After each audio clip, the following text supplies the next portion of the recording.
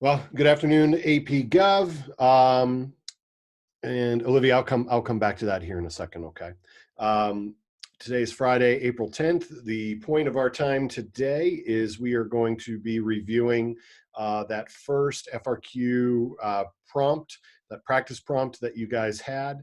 Hopefully you've had a chance to submit um, your responses, but if you haven't had a chance to do that, then this will just only help you. If you review the unit, or I'm sorry, the remote learning page, if you guys want to access that on Canvas, also on the announcement for today, I've edited that and added a link to what we're calling the Unit 1 Practice FRQ 2020 resources. That's going to be kind of guiding our discussion today over this. So if you want to access that as we go, great. Otherwise, I'm just going to start sharing my screen and we will go from there. As always, guys, if you have questions, throw it in the chat box and we will do our best to kind of just keep up on that. So let me just pin my video. There we go. All right, cool. So let's see here. Rachel, you can see my screen, right? Cool, thanks. The first thing there we have is the prompt. And the very first prompt on the FRQ, or the FRQ prompt, the AP exam, is going to be this modified argument essay.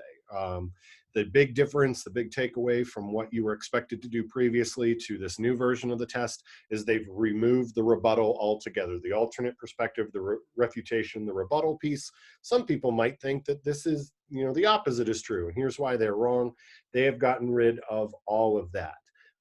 What they've done in place is added some points to it, and here's what we'll kind of go from.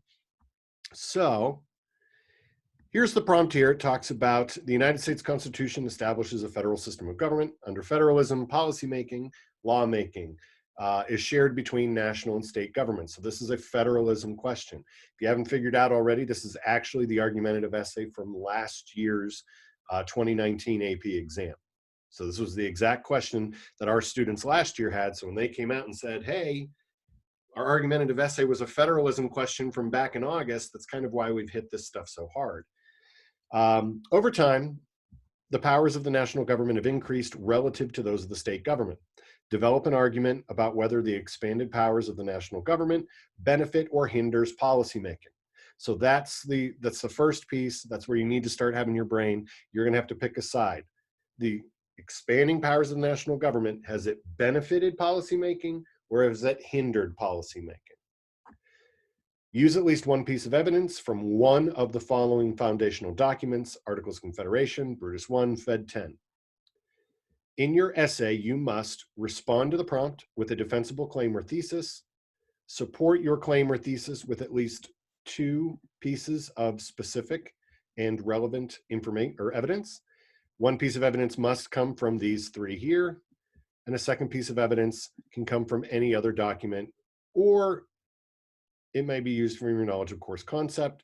Use reasoning to explain why your evidence supports this claim or thesis. So that is the prompt. That is going to be almost identical to the structure of what you will get on May 11th. There will be some sort of introduction. They will give you three documents to choose from. The essay will be defensible claim or thesis, support it with two pieces of evidence, and use reasoning as to why. So regardless of the content itself, that structure is going to be static. It's not going to change. So down here on the second page, I've added some templates, a flow chart, and a cheat sheet. So before I go back, because there's quite a few ways that you could approach this, I want you to go through and see if this changes your thinking in any capacity.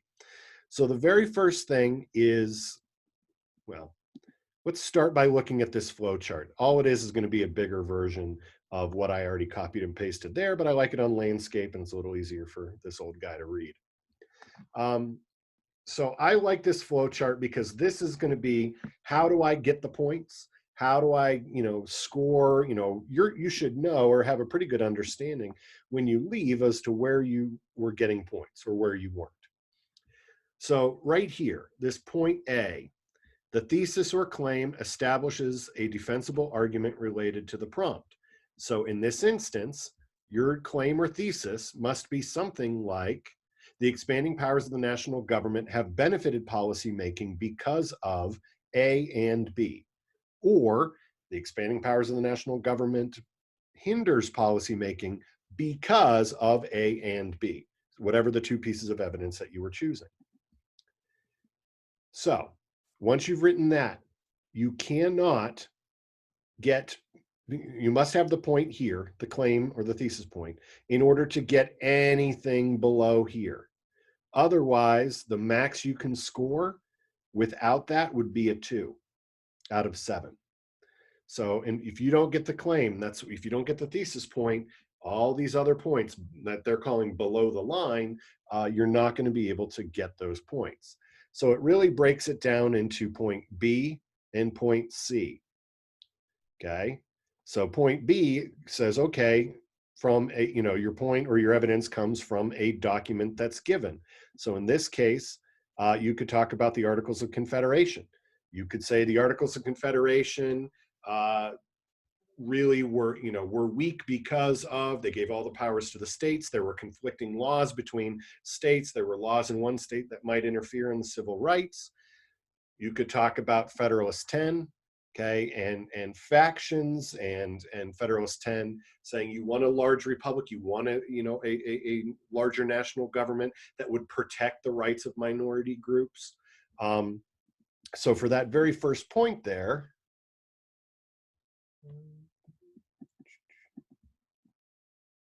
tabs went away. Okay. The point B, you would have to choose one document or one piece of evidence from the document. Point C says you could choose another document that's listed or anything else that might come up. To get that first point, the document, okay, it must relate to your claim. It must have some sort of connection. To get a second point, you have to have evidence. So this is where a quote comes in. This is where a specific piece of information from your required document that demonstrates to the reader that you know what you're talking about. That's where the pink sheets are going to come in. You want to have a quote, you want to have something, maybe it's not necessarily quote and exact wording, but it's something that says, I understand what the document is trying to say. What is the relevance? What's the main idea? Those boxes on the pink sheet, that's where it comes in. Why are you required to know this document? Because it established X, Y, or Z.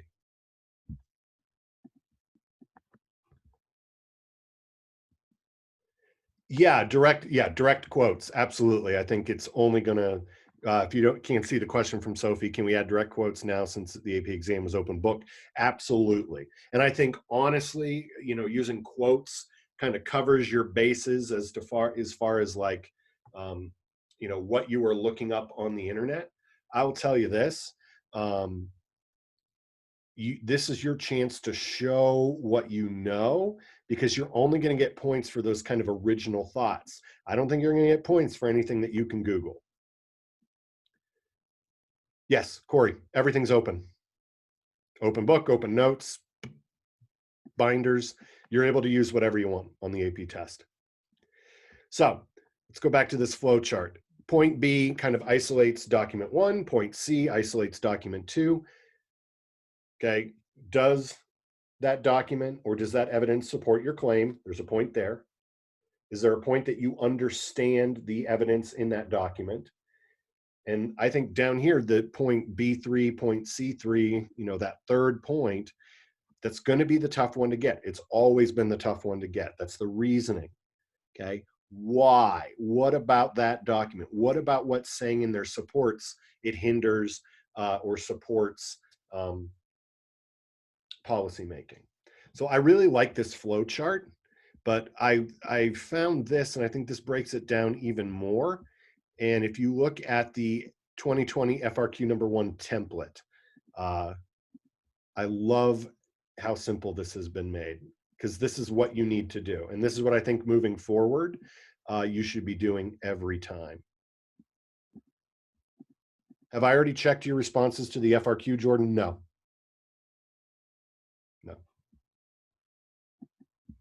So here's what you should have. The responses I've briefly perused, some of you are still giving me a chunk of text. From here on out, I think you should follow this flow, this template. 3 paragraphs. First paragraph is your claim and establishes your thesis. Second paragraph is evidence piece number 1. Third paragraph is evidence piece number 2. Think about it from a reader's perspective. They're only going to be spending a couple minutes per essay, max, reading and grading these. You want to make it as simple for the grader as possible. So that goes to where can I find information? If you have a 3-paragraph structure, I think you're already setting yourself up to get those points, okay? So this one here, I love the way this is structured. The first paragraph, articulate a claim that establishes argument related to the prompt. Your claim because of line of reasoning. That's nothing new. That's what we've been doing all year long. So if I go back to the prompt, develop an argument about whether the expanded powers of national government benefits or hinders policymaking, okay? That's you have to add that because statement.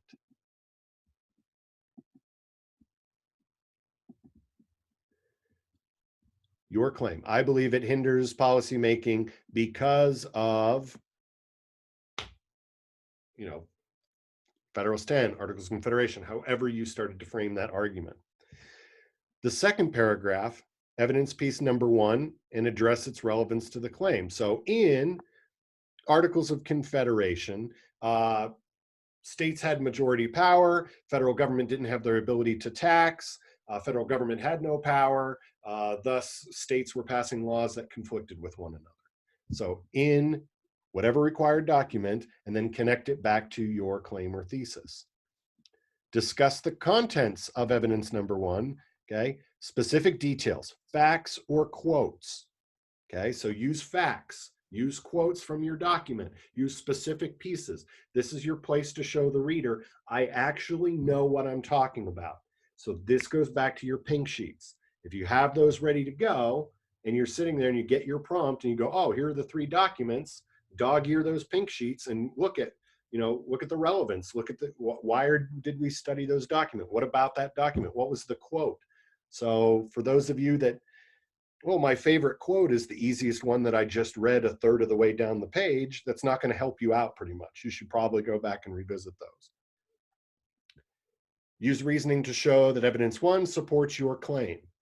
Okay, so summary of these 2 pieces, Fed 10, Articles of Confederation, Brutus 1, okay, clearly demonstrates that it hinders policymaking because it's your if-then statement. If this is what the document says, then this is going to be the result of it that supports my claim originally. I think they've made it pretty formulaic.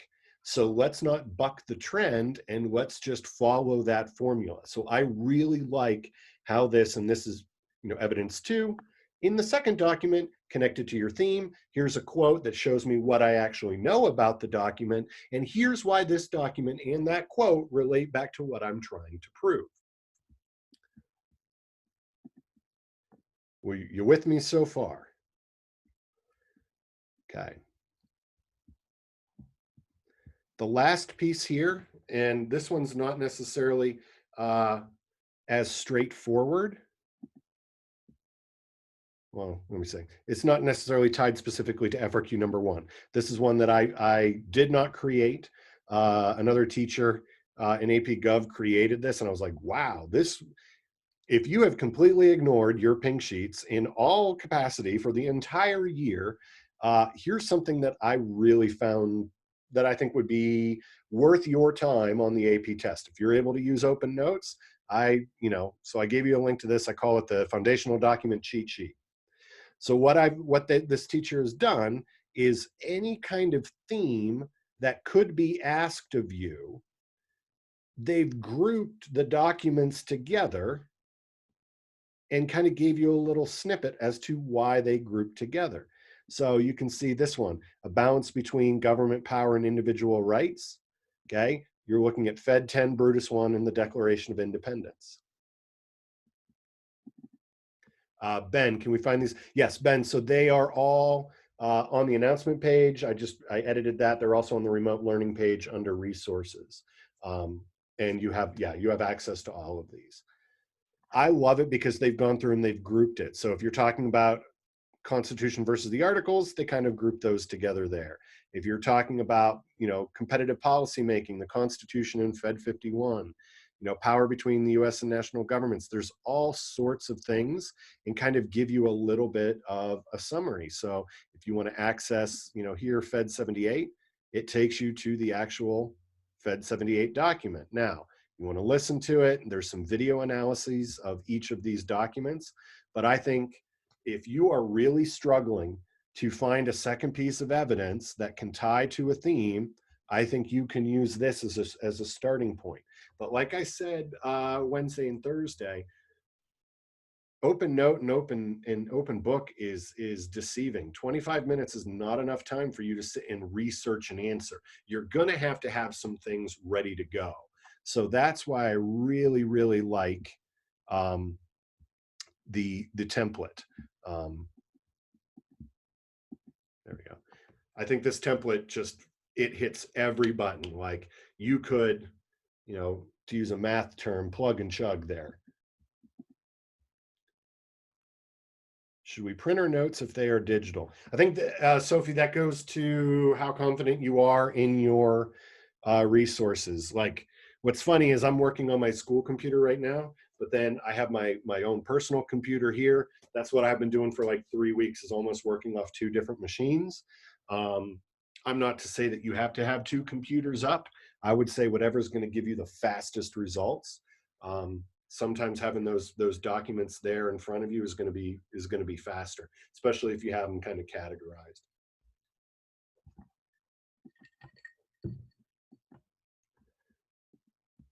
Whoopsie. Will there be a lockdown browser? No, Corey, there won't be. I mean, I do not believe that there will be anything that will be a lockdown. It's going to be, you guys, everybody in the world is taking the test at the same time. So we take it 2 p.m. our time. Some kids are taking it 4 in the morning. Whatever time it is local, that's what you take it on May 11th. So I'm going to stop sharing my screen for right now. So let me pull up a couple things here.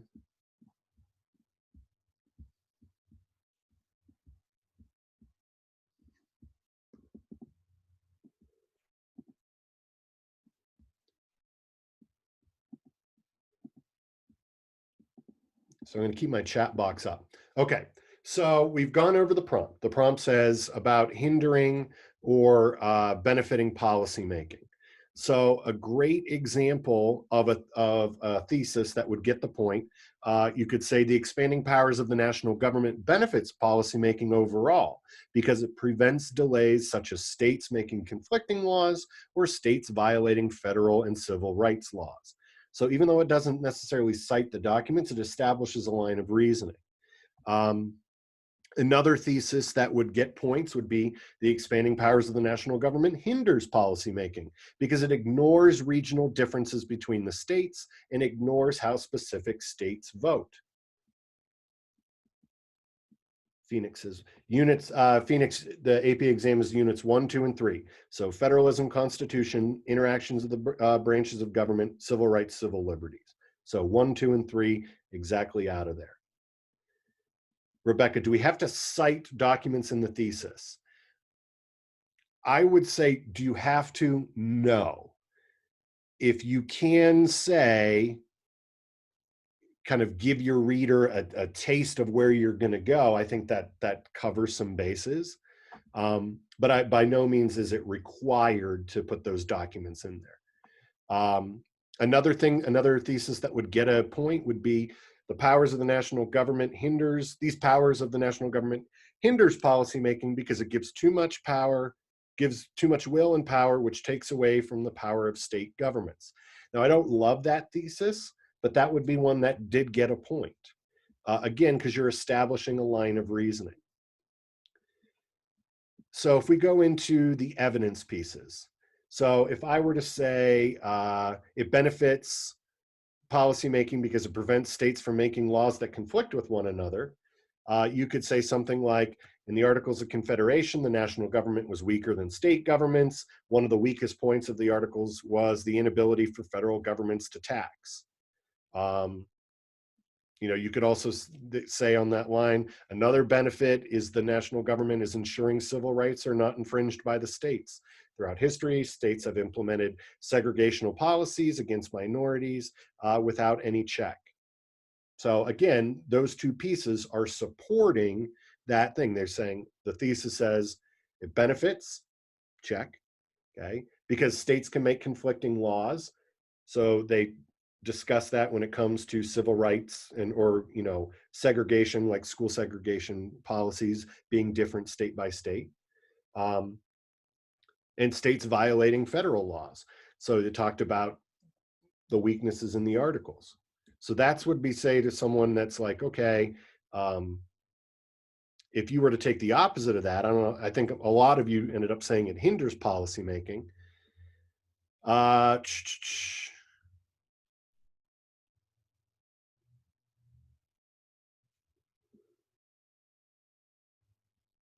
you could say something along the lines of, um,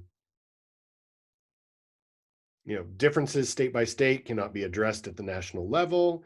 And one of the responses was talking about um, differences in jobs by state, where some states might have high industry, coal industry, oil, other states may not. It's going to be differences between jobs in the states.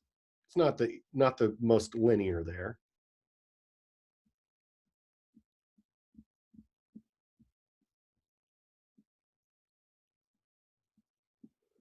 So are there any questions that we're not seeing? Does this make more sense, or do you think that this becomes more challenging, Olivia?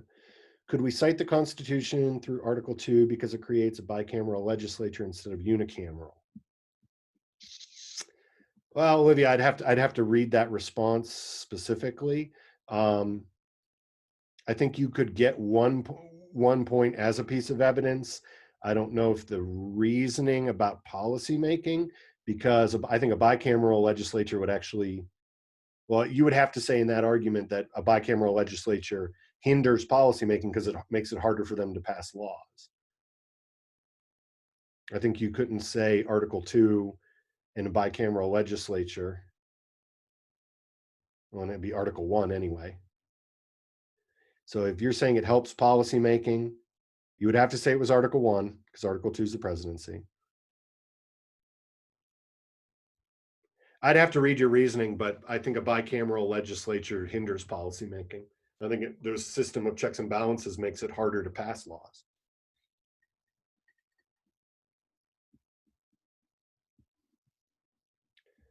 So I would challenge you, I'd push back on you guys to go through, look at your responses based on those scorings from the flow chart. Kind of, it's out of 7 points. Are you giving yourself those points there? Because I do think if we, what I should be seeing from you guys as we move forward are 3 separate paragraphs: thesis, claim, evidence 1, evidence 2. Make it easy for the reader to know what they're looking for. Be very clear in establishing a line of reasoning. I think this because, okay, part 1 is the first required document. Part 2 or evidence 2 could be anything else. It could be another piece of another document from the list. It could be other things that you've learned in the class. But that's where I would go and maybe look at that cheat sheet and say, okay, if I'm talking about the balance of government and I'm using Federalist 10 as my first piece of evidence, Brutus 1 or the Declaration might complement each other pretty nicely. That would be something that I would definitely take a look at this point. I think your time is best spent because you're not going to be quizzed on how many seats are in the House, and there's no multiple choice section here anymore. I think your time is going to be, I think you should shift a lot of it back towards those foundational documents. and your system of checks and balances, that triangle. And when we talk on Tuesday about Congress, we're going to really hammer some of that stuff home.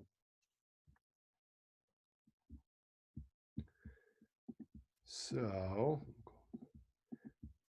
what other questions, concerns do you guys have in regards to this particular essay prompt?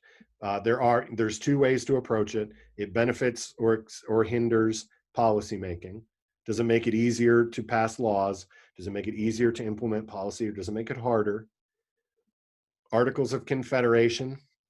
I think you want to, you talk about the Articles of Confederation that established, strong central governments and a weak federal government.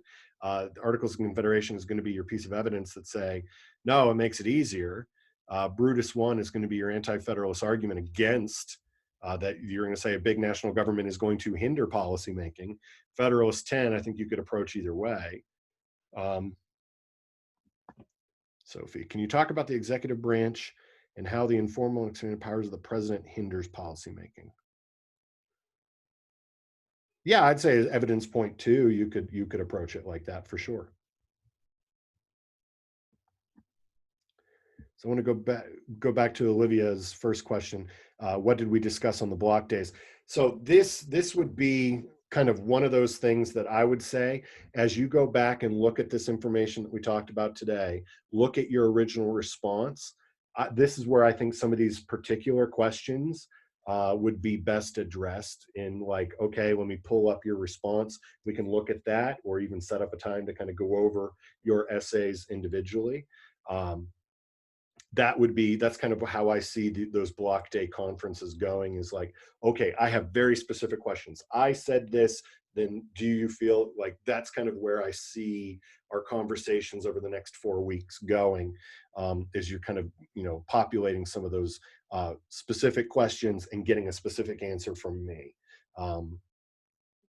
Not to ask them now. If you have them, I'll do my best. But yeah, this is just kind of go over these arguments are going to have a couple different ways to approach them, and it's not right or wrong. It's how well you support your argument with evidence and reasoning.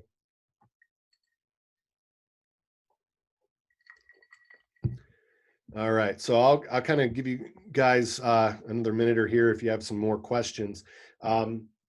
So here's the thing. If you haven't filled out the survey already, it's linked on the calendar. It's linked on the remote learning page or on the announcement from yesterday and today. Please, please, please take a minute to fill that out.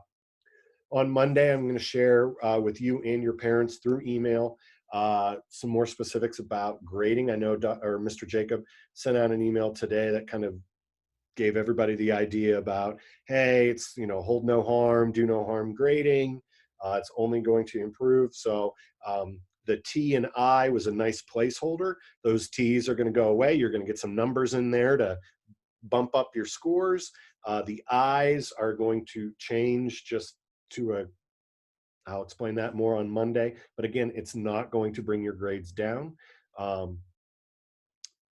Tuesday, we'll review, I believe it's Chapter 4, I think, is Congress. So we'll hit that.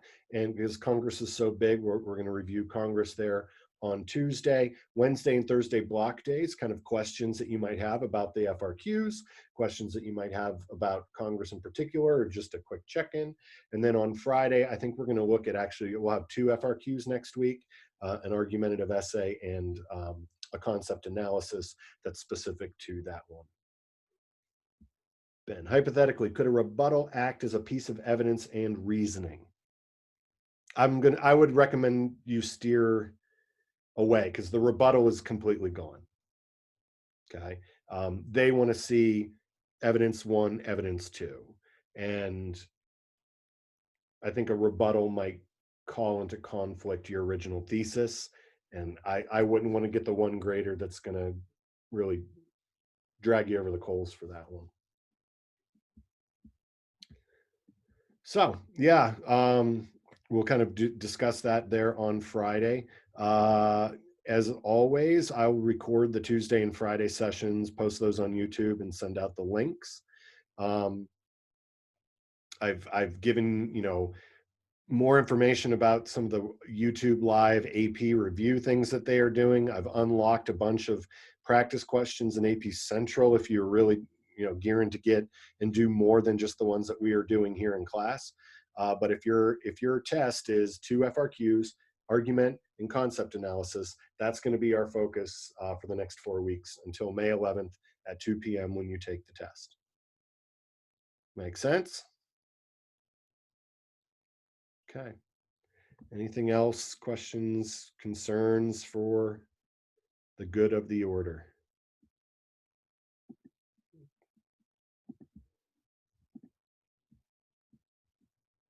Nothing. All right.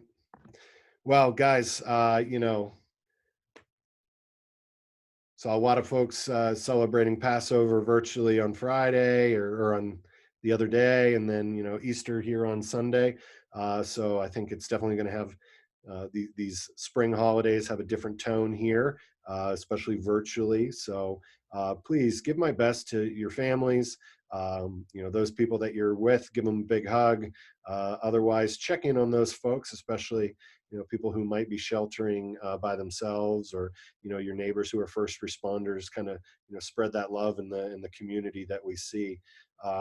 As we move forward, look for that email in the schedule from me on Monday about grading and kind of things moving forward. Otherwise, guys, have an amazing weekend, and I will see you all on Tuesday. Okay. All right, guys, take care of yourselves. Be well.